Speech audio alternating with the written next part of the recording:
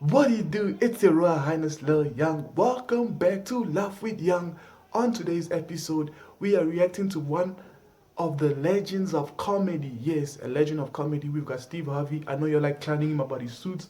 I like his style. So please do like, share, subscribe, and let's get it. Go get it. Play the clip. All right. That's good.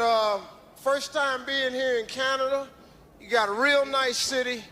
You got a lot of nice people. You got a real beautiful language and all. I don't know none of it, but it's a beautiful language. What I'm trying to say to you basically is you got one very confused black man you done brought up here to Montreal. Because I'm telling you, man, I'm having a tough time adjusting. Ain't nothing went right from the time I got here. You people are nice, but it started on the plane. I get on the airplane, and I'm listening to the instructions. They're in English. I'm doing just fine. Then out of nowhere, they switch right over to French. Didn't tell me nothing. So you know I gotta pay close attention because I'm thinking I'm the only brother on the plane. They're saying something I'm gonna need to know. And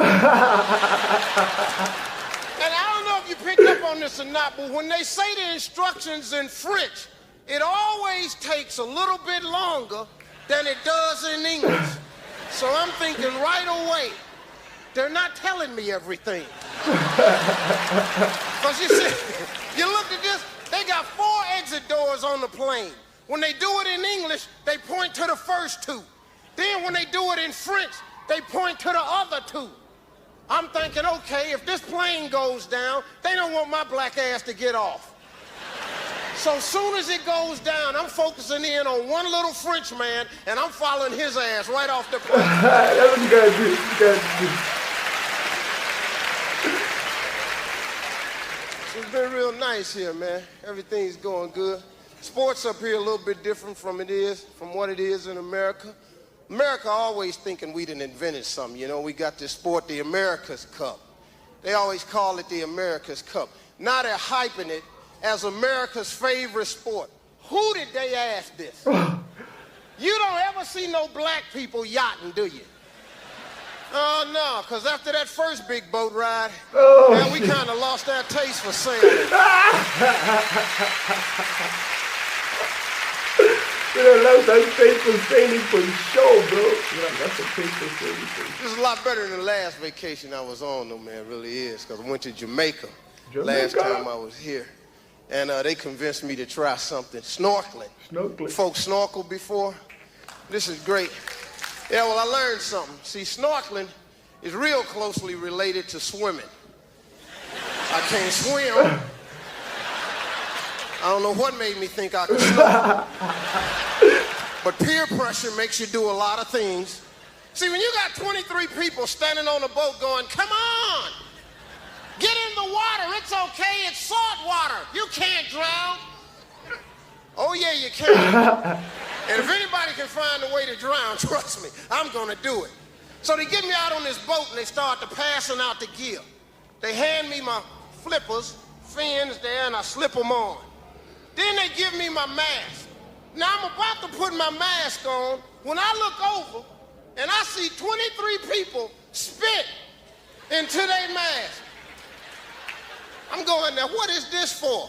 But I figured it was one of them life-saving techniques. So I put a lot of spit in my mask because I didn't want to get down there and run out. So they say, put your mask on, take a deep breath, suck. Okay, I got it on. Then they give you this tube that you stick in your mouth, and the rest of the tube is supposed to stick out of the water at all times. This is very important information.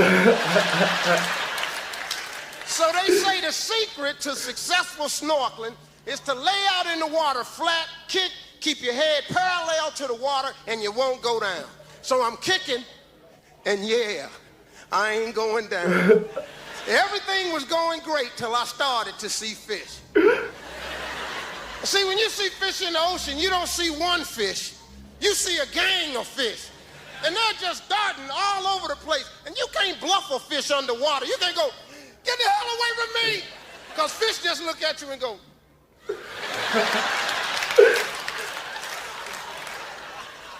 one fish swam right up against my mast. Now, I was later to learn that this was a very small fish, about the size of a guppy.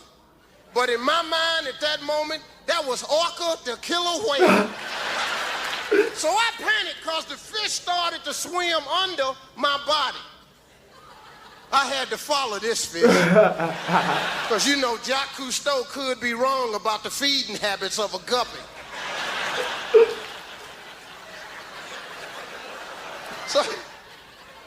So when I looked down, my tube dipped into the water. That is a bad move. Because now my next breath was not a breath, it was a drink. And folks, I ain't sipping it, I'm drinking it. Damn it, it's Miller time. I'm just hosing it down. And you know, once you get enough water in your lungs, you have to cough. And in order to cough, you must first take a deep breath. Another bad move. Because now I'm drowning. And people start swimming towards me, and I mean nobody. But nobody was coming close. Because I had that look on my face like, I want to hold on to something. And they knew if I could have got my hands on one of them, I was going to try to stand on them. So this one guy swims a little bit closer, and he says, don't panic.